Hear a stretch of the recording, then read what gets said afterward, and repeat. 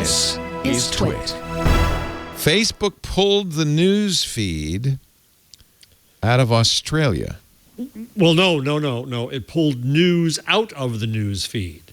I misunderstood because that. They would be forced, because they would be forced to pay for links to news. They said, okay, then neither news organizations nor users may link to news in Facebook, and it already is happening. It'll put up a box. I haven't seen I this. bet that makes Facebook even if you're outside, better in Australia. I might move to Australia now. Wow. So there's two interpretations I have, right? The nice interpretation is Facebook stood on principles in favor of the link. I could argue that for a while, not very long, but a little while. The cynical wait a minute. Stacey's eating waffles. That is not okay. Did you bring enough for the whole podcast? I muted my mic and everything. Yeah, but I happen to look sweet or savory. They look savory. Okay. They look good. I'm going to tell you, the Eggo Belgian waffles with cinnamon on them are basically like funnel cakes, but better because they're not as greasy. They're freaking delicious. It's Stroop time. Everybody get a waffle Stroop. Okay, go ahead, Jeff. All right, back to Facebook. No, I know. This was a conspiracy. You said to Stacey, hey, just when Jeff starts going off, start eating the waffle. I can go to you and talk about the waffle, and then Jeff's off, and that's that. Hey, I think we should have a little theme song. Now is the time when we stroop waffle on twig. And we have a little song. We all have a stroop waffle. What do you think? Waffle dance. Please. That's waffle, my dummy. Waffle. Or you could hashtag waffle. Hashtag, because they're Yesterday like was Shrove Tuesday, which was Pancake Day in much of the world. You know what? That's so cool. That's right. And then that means Carnival is next week. Not happening. Today's Ash Wednesday, so. Lent. Oh. Do you have to give up caramel waffles for Lent? I am not Catholic or a Lent person, so I don't have to give up anything. Waffle dance! Waffle. Okay, Jeff, go ahead. So, see, this is the problem with calling it. It's the problem with calling it the news feed. That's what confused me. The news feed isn't news of newspaper news to you and it's your friends and your family, but it's not news. Which is good. I think the news. I would like it if Facebook were just the family news. So the cynical view is, all right, we're going to use this as an excuse. We're going to revert to parties and puppies and getting laid. That's what Facebook started as. That's what it's back to. Parties, puppies, and getting lucky. And so screw the news. News is a hassle. News is controversial. News causes us to hire moderators. News gets us in trouble. So fine, we're going to use little old Australia for a tiny little test brought on by Rupert Murdoch. That's the cynical view, right?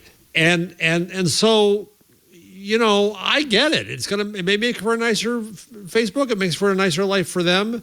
But when your Uncle Joe comes in and has his disinformation, if you just took hydroxychloroquine, you wouldn't need vaccines, and you want to say, no, Uncle Joe, let me show you this news story.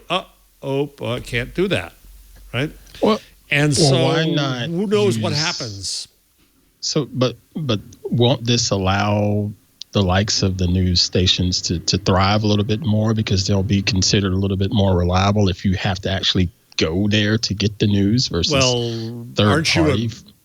Optimist, Ant. Do you think people are going to go there?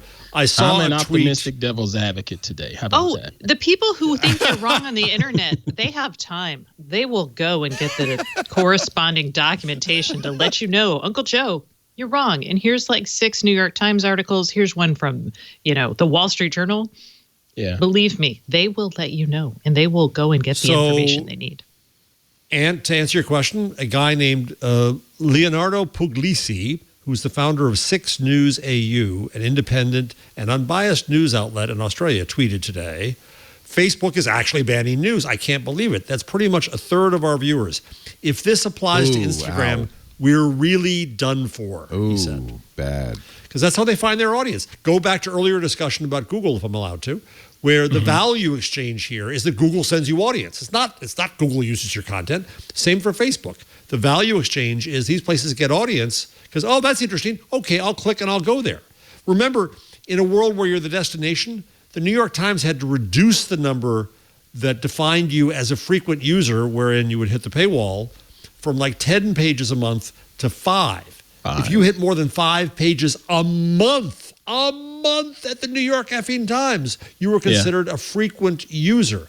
So, no, I'm afraid your optimism is charming, but probably too optimistic. Yeah. Wow. Yeah. By the way, he just said, okay, doesn't apply to Instagram, I think. Phew. Wow. But honestly, who's responsible for that situation? I mean, which situation? It's not Facebook's, the situation that taking news out of the news feed hurts a news publisher.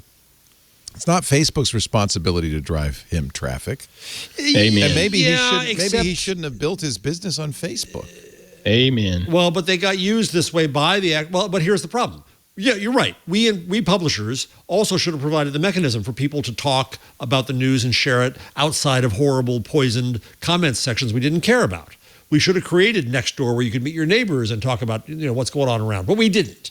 So people went to Facebook and Twitter and Google with the news. And Facebook then, whether they wanted to or not, and I don't think they ever wanted to, but they found themselves, they had a role in the news ecosystem of society. And it is a question as to whether or not it's irresponsible to just drop that. Now, they've got a perfect excuse. Hey, we had to. The Australian law. Right? Murdoch made us do it. I heard from... In each of these cases, I heard after the fact. I got an email from PR people at each of the companies after they had done it, not before. And I exchanged with the one at Facebook and kind of said, well, I see 2 theories here. And they said, yeah, we're watching that. I don't think they know what to think inside Facebook either. It's a gutsy move here. I think and it's also a way they separate themselves from Google. There's a pathology. What are the options for these publishers now, though, with not having that vehicle? Marketing, spending a lot on marketing. But marketing where? Let's say this was applied to Facebook and Twitter as well. So what's the vehicle? TV, billboards, all old mass media marketing mechanisms. That's when people demonize targeting too. This is like, hey, I found somebody in this neighborhood who's interested in sports or interested in cameras. I can send them my camera section to this guy named Ant. Oh, no, can't do that. Right. So how the heck did they find you? All right. Let me. This might lead into a more interesting area, which is how do you find? Sorry, that wasn't interesting enough. I have believe me, anything to do with Facebook, I'm not interested in. I think Facebook's a blight, and I think it's doesn't want to talk about. I think it's a pathology. Well, the reason you don't want me to talk about it is because every time I talk about it, I say what a pathological thing Facebook is, and it's a pathology on the part of the news media to depend on Facebook. I believe in the value. But Ant's question is exactly right. How else this is where our media ecosystem is right now. How else do they do it? Well, so that's my question. How do you? Okay, I don't use Facebook, so here's what I do. You can build on. Oh, go on. You're going to tell us. Go ahead. Sorry. Here's what I do to get news. I go every morning. I go to Tech Meme. Now it's tech news, but there are I'm sure other sites like this. And I also use a feed reader, an RSS reader. Although I find Tech Meme, because it has editorial judgment. Gabe Rivera and team pick the top news stories. Then and it's all right here, by the way. And then I go to Nuzzle, which in the case of Nuzzle is actually Twitter still. It's aggregating Twitter stories, but I don't have to see Twitter. I don't even have to see the tweets. I just see. Here, I'll quickly log in through Twitter so you can see it. The problem is you don't see what someone says about it. They could hate the thing they link to, or they could love the thing they link to, and you don't know what it is. So actually, I take it back. So here's the story, which, by the way, #1 story, changes to sharing and viewing news on Facebook in Australia. And it's what's nice is this link is to the direct link to the Facebook post. And here's John Battel's thought about it. Chris Hayes. All right, you do see it there. Here's Kara Swisher's. Here's Kevin Roos. So this tends to be less tech, but this is a good source.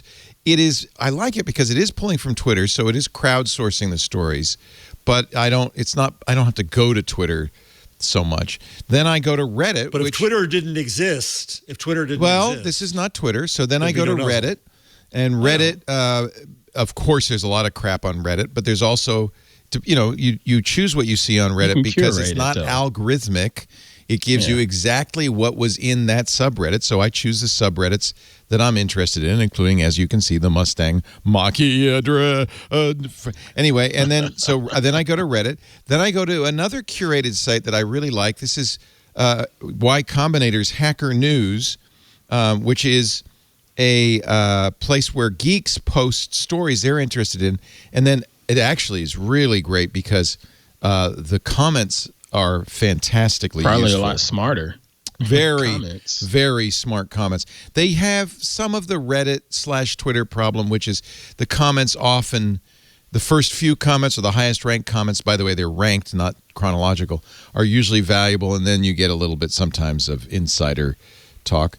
But I find this to be a really good source. There's another one, and I wish I could get a membership to this, which is a Hacker News, but it's hard to get a membership. It's similar stories, but it's called Lobsters, LOBSTE.RS. And it's also geek stories. Then the final thing I do is also crowdsource, which is the popular bookmarks on Pinboard. So in other words, without a single stop at Facebook, I'm able to go, and there's more, but this, I don't want to go on and on, but I'm able to go to half a dozen sites and if I do this every morning and afternoon, which is pretty much what I do, I get all the stories that we're going to talk about. This works pretty well for me.